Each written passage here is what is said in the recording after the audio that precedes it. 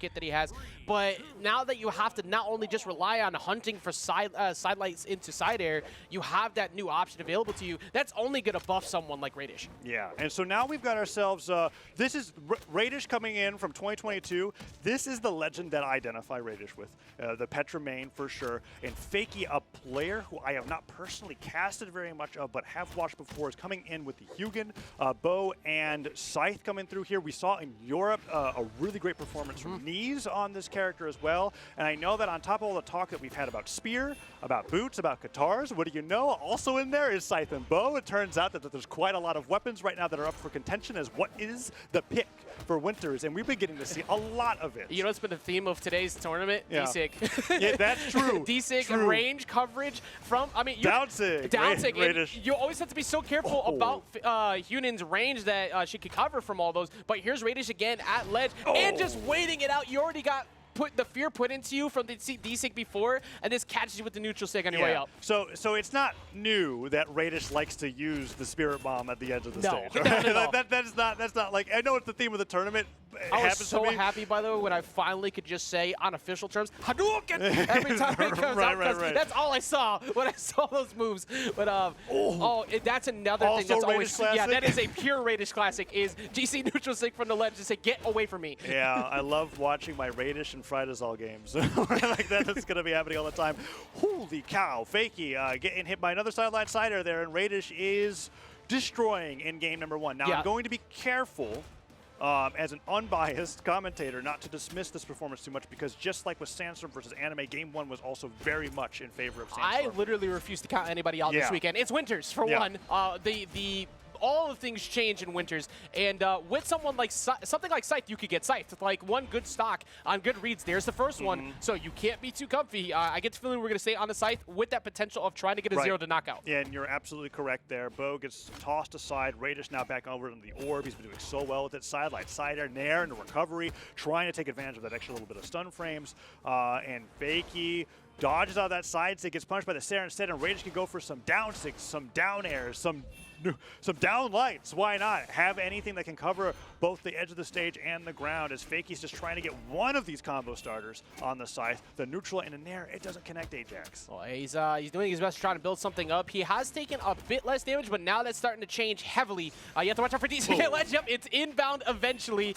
Misses the side light, so he tries to go for the extender and getting that D-light, but it hasn't been enough so far yet here on this site.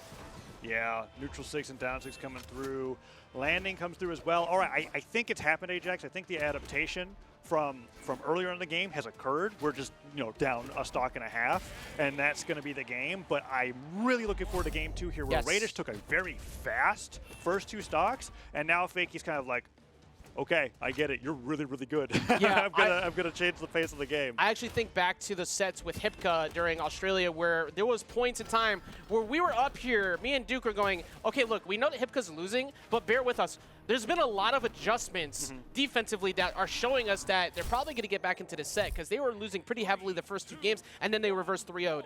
That end of that game gave me a lot more faith in Fakey, because even though he wasn't able to close it out, it got a lot slower and he wasn't getting hit nearly as much. Oh, and look at that, opening it up with the first weapon pickup, immediately getting a 4-hit Scythe combo there. Radish off of the nair, gets the jump ground pound, but Fakey with the downlight doesn't get the dare afterwards, but nice job with the sidelight, using that active input to kick him up, trying to catch these landings on the ground as well. Neutral light miss spacing, but sidelight finding purchase as he hits that Sair and goes over the edge guard here. Radish sweating. Has to dodge out of the way. Downer takes him down. Radish low on jumps. Ground pound hits, and Radish, did he even touch the wall? Of course he did. And Fakey with a great start here in game number 2, and this is exactly what I was looking forward for. Exactly. This is why we were leaning into that. Like, just bear with us.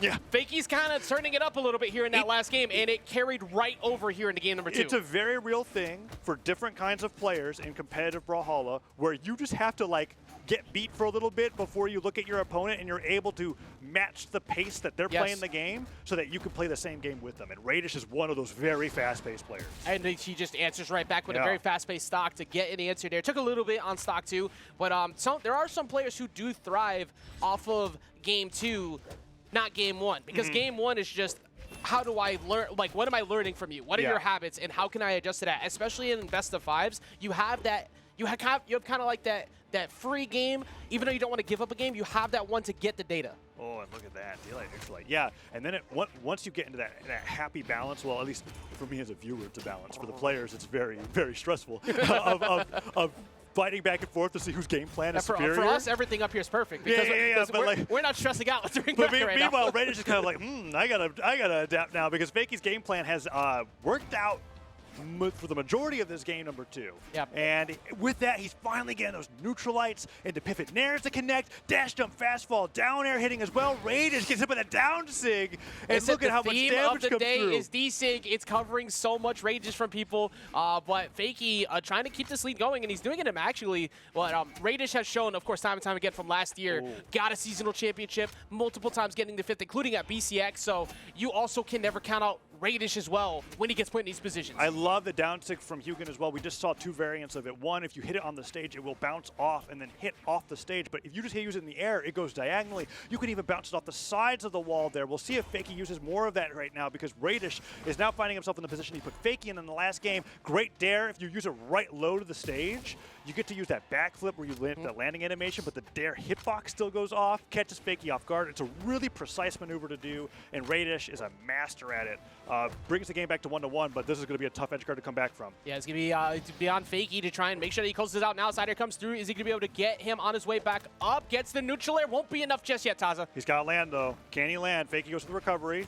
D-Light recovery, that's going to be it. Fakey brings it to a game number 3 in a really great comeback where the adaptation that I saw at the end of game 1, I am very happy to say we got to prove in game number 2 by watching Fakey's performance there. And it was all on the scythe, like you said. Having a number as high as 413 when it comes to scythe damage means you were hitting a lot of moves. Yeah, Scythe does not do a lot of damage. I feel like Bo just kind of got outplayed by the orb in that previous game, so Scythe needed to wake up, and that's exactly what it did. I believe I saw them lock into Brawlhaven a second ago. Okay, that's going to be, in my opinion, a Raydish favored counter pick. Yeah, we did. So that's exactly what I was feeling too, because this is one of Raydish's favorite counter picks. It's either this one or you'll see Demon Island, because he wants that small side to make that D-Sig work better. Dude, so they'll take Demon Island away. Force orb. you want this. I'm not trying to say that like on paper, every legend benefits from when they're hitting their opponent to knocking them out faster. It just becomes what moves are you relying on in your game plan to get those wins that I look at when I look at who's favored here. And I don't think Fakey with the scythe or the bow necessarily needed a small stage. I think the way he was winning is going to work anywhere. And that's why I'm giving that favor over to Raydish. If Raydish could win any neutral exchanges. That's if Raydish could, exactly, if he could get in. This is the stage where neutral air won't be enough just yet either, but this is a stage where Raydish loves to chase deep into the skies with orb recovery to get sneaky plays on some early knockouts. He's going to have to try and hunt for one potentially here as that dare closes it out, and Fakey keeps the lead. Okay, Fakey, that was fantastic with that dare. We were talking about how you have to be precise with orb downer to get over the edge. It's pretty much the same with bow, only you have a much smaller projectile than a giant ball. I mean, well, relatively. Orb's a small weapon. Anyways, you get what I'm saying. Bow down there is really hard to hit precisely. The look of just lost confusion you had when you created that sentence. Look. I was like realizing because it's like, wait, is it big or is it like? Well, because when you throw the orb, you're like, man, I wish I had a better sized weapon. But you know, whatever, it's fine. It's okay. It's about how you use it. As he goes and gets there off the side there with the side air, and he gets the very first, actually not a first lead, but he doesn't even it back up. And now it is evened up, as you said, but only in numbers. The damage here, not quite the same. And Fakey's able to find a neutral signature here. I saw, he goes for the neutral light nair instead. There's the neutral sig. Okay, so I was going to waiting for that. Like, I've been waiting for that for a while now. I was going to talk about how we haven't really seen him opt for it too much, but something that you can do on a stage like this where there's not platforms to escape to is if you think your opponent's going to jump out of the neutral light on sight, you can just catch up with that move, and it's a pretty good move at knocking out the top. It doesn't have, like, the Koji downsig effect where it's like, you already send them to the survival knockback angle of the top right of the stage. It's just off the top. It's pretty great. And Fakey's now one stock away from going to 2-1 in this matchup, but Raydish could even this up really quickly. Fakey does dodge back to the stage. He's got to be careful about the Raydish downsig and down airs. That dare just missed, like literally frames off of just getting that connection. And there's a big, not a big punish. There's only just a D-light. I can't believe that downlight worked. That's awesome. He found the Radish counter. He's beaten the GC neutral like twice now at ledge too, so that's huge. If you could stop Radish from doing that, that's one of his best options out of disadvantage. You're just gonna make him completely question everything that he's done abroad. Like I can't neutral sync from the ledge. So what do I do? Oh, he side sticks the other way. It's crumbly. I need to unplug. This is not right. But we currently have Fakey sitting at I won't say a huge lead, but it is now. Yeah, now it's gotten a lot better. Oh, okay. Fakey missed a pretty critical jump in that string. When I saw him get that dare and he was guiding Radish off stage, I was like, okay, all right. And he doesn't get the jump afterwards, then Radish was able to get the edge guard. But here we're at a situation where I don't think D-Light Recovery will do it. He needs to get a few more hits in before we can start using some of the bow bread and butter knockouts. But he's just got to not worry about knocking out and just play for those neutral wins at the moment, because Radish right now, I can see it. He's so laser focused on getting as much damage as he can off these attacks. And when the neutral sig works, D-Light air recovery. When the neutral sig works, all of a sudden he's feeling himself. And I think he can knock him out with any sig here. I agree. Oh, solid sider. It won't be enough just yet. Web toss up, send him down, and he just gets away from that. But he's in a very, very scary spot. Sarah will take it. Radish brings it all the way back, and we said it. You just needed the GC neutral sync to hit. And all of a sudden, he just went full power. Well, and even before that hit, wow, the damage was incredibly low that game. I had this. I don't know what it was. It's just I've watched Radish enough to where it's like even if a player is like at one stock to one, and you're in white and they're in red. The way Radish was moving was kind of like, oh, he knows that this is his game that he's going to win. I don't know if I've ever seen, in my history at least of being up here, a match where somebody did 359 compared to 631. And still won. And they won. And it wasn't off of like a weird early knockout? Yeah. Okay. All right. Okay, sorry. so it was confirmation is because the stats were not correct. So all right. that makes more sense. Because I was looking at that, I was like, that didn't make any sense. It's like, okay, I mean, I guess, hey, you said Force Orb. It's fine. It's fine. I still think that it is true that Radish did less damage. I think so as well. And I still think that it is true that Brawlhaven was a Radish favorite counterpick. And I also think that in this set, now that we're up 2-1, we're not going to go back there. Fakey won't allow it. Not at all. Because that was really, really close, and Fakey was in the lead the entire time. So now let's see if Radish can take the adaptations that he made in that game 3 and bring it to a 3-1 scoreline here, because he does not want to give Fakey a chance like that ever again. I'm looking mostly at Orb v Bow. It was the same thing that happened in the earlier sets, and then it happened again at the end, where I think Fakey fell into that trap of trying to simplify his damage too much. You saw how he was kind of just only looking for jump stairs to push him into D-Light recovery range. That kind of allowed Radish to go off. It's like, okay, you are way too scared to try and hit me right now, so I'm just going to rush you down, and it worked out against Fakey. Nair gets to the landing. Oh, I thought he was going to Nair again. Okay, he does. He was just delaying it. Let's see. Oh, sweating. No, went for the side light on the landing instead. That neutral six so good. Wow, Fakey just followed Radish's landing for what was it felt like about 20 seconds. It was. And then finally just said, like, you're never going to land. You need the iframe. As soon as the weapon spawn came out, too, it's like, all right, yeah, no, not at all. And so very well played by Fakey. Surprisingly not done yet, but that might be enough. If you catch him over on the side, you like ground pound? No, just going to give him that respect. Not really in a prime position to go for it. Okay, and that's 3 times now that Radish would have gotten the stock on Brawlhaven. When I'm looking at that, that's the difference between how I've watched these two play in this matchup. When Fakey goes for his knockouts, he knows when the knockout's going to work out on the stage that he's playing, and when Radish goes for his really hard-hitting moves, he just wants to hit him. He doesn't care what the result's going to be afterwards. Radish is one of those players where he sees you at 0 damage, like, yeah, I can knock you out. That's what happened last game. That's for sure. Down air to side air. Didn't hit. Voids that side light opener. And this is pretty good from Fakey so far. Yeah, Fakey just trying to get simplicity is key has kind of been a big theme of the weekend as well. Oh, stuff recovery, no! Oh, just missed. That was so close.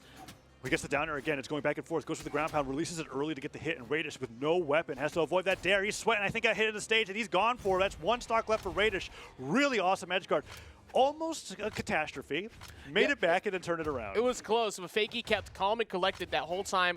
Made sure he got that volley off the stage 3 times in a row. Didn't let him get back off of any resources. And now he has what was, I'd said, a good lead, but that might disappear momentarily, as it does immediately. And that was the first time he went for that mix-up. He's decided to glide off the side where normally he's been jumping back up and daring. That was really good. I'm making a note to watch that in slow motion again, because I think you're right. It was a down sig into like he just touched the wall and then slid, buffered down, or ground pound. which is so freaking hard to do because you're more than likely going to get your down signature. You have to wait until the frame that you were off stage for that to work. And it caught Fakey so off guard that he just fell to it. That's crazy. We talked earlier about how Impala has like a lot of Kaya-specific tactics that he goes for because that is like, he is a solo legend for that. And this is exactly what we see out of Raydish. Raydish is running away with it too. And whenever Raydish lands one of these crazy maneuvers that are just unique to him as a player, he just goes off with it. And look how much damage he's done to Fakey as well. I feel like the entire game is in his control. Sideline side air hits, Fakey sent flying. He's got to be low on